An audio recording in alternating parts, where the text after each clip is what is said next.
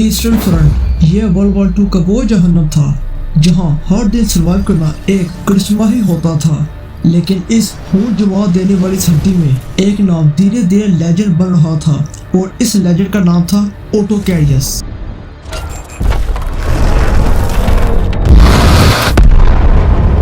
Auto कैरियस एक German tank commander था जिसके बारे में सोवियत सोल्जर कहते थे, अगर बड़ा सा टाइगर निकले तो दुआ करो उसके अंदर ओटो कैरियस ना हो।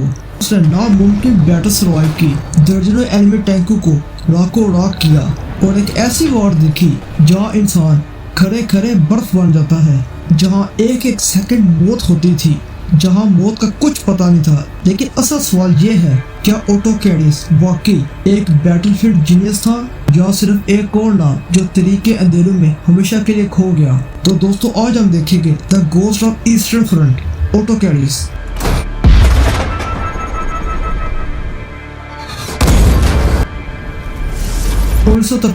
ईस्टर्न फ्रंट, सोवियत यूनियन की सर्दियां, माइनस का टेम्परेचर, हर तरफ मौत और बर्फ। जर्मन और सोवियत आर्मीज एक दूसरे को तबाह कर देना चाहती थी और इस बैटलफील्ड पर सबसे डेंजरस चीज सिर्फ बुलेट्स नहीं होती थी, सिर्फ एक डर था। ओटो कैरियस 1922 में जर्मनी में पैदा हुआ। दोस्तों एक फनी बात, बचपन में वो एक सुपर हीरो बनना चाहता था। ना उसके पास एक अच्छी बॉडी थी, ना कोई अच्छी कद काट की पर्सनैलिटी भी नहीं थी।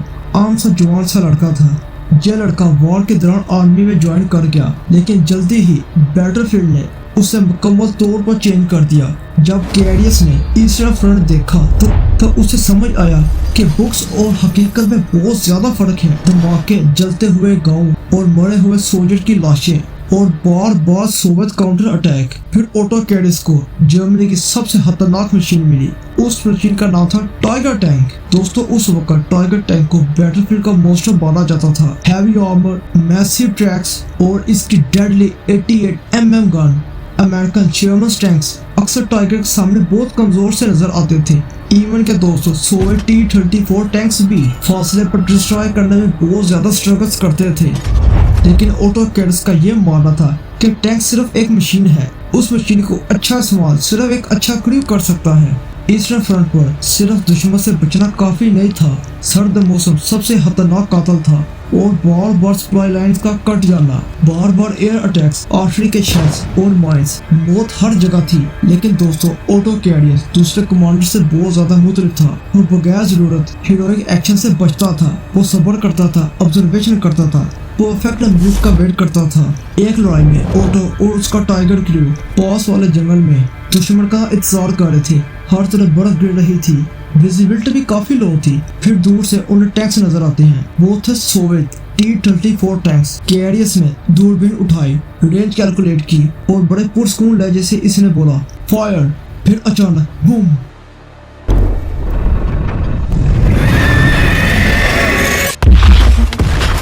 पहले सोवियत टैंक के चितरे चितरे उड़ जाते हैं।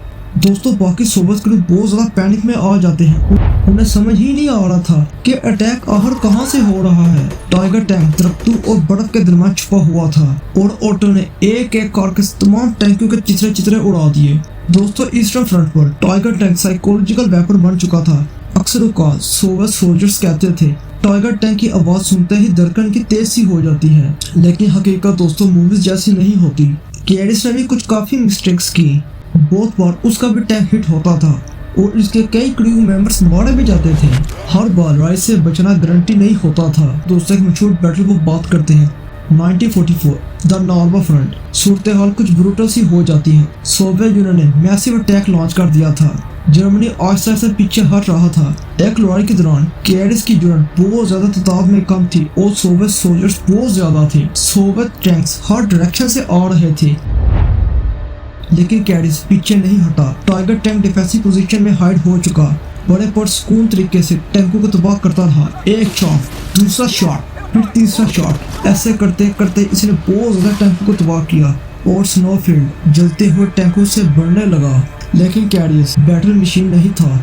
उसने अपनी कई मेमोरीज लिखी, एक सोल्जर का डर, उसकी थकान, उसका मेंटली प्रेशर और वो मौत का ओपनली जिक्र करता है। लड़ाई के बाद कैडिस ने एक फेमस मेमोरियल लिखी, टाइगर्स इन द वर्ल्ड। ये एक मशहूर किताब है। इस किताब में उसने बैटलफील्ड की बहुत ब्रूटल रियलिटी को एक्सप्लेन किया है। इसमें ना कोई हॉलीवुड का मसाला, ना कोई फेक हीरोइज्म,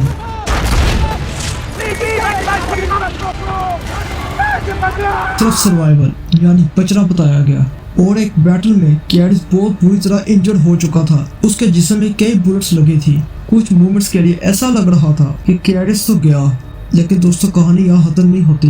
कैडिस नामुमकिन तौर पर बच जाता है।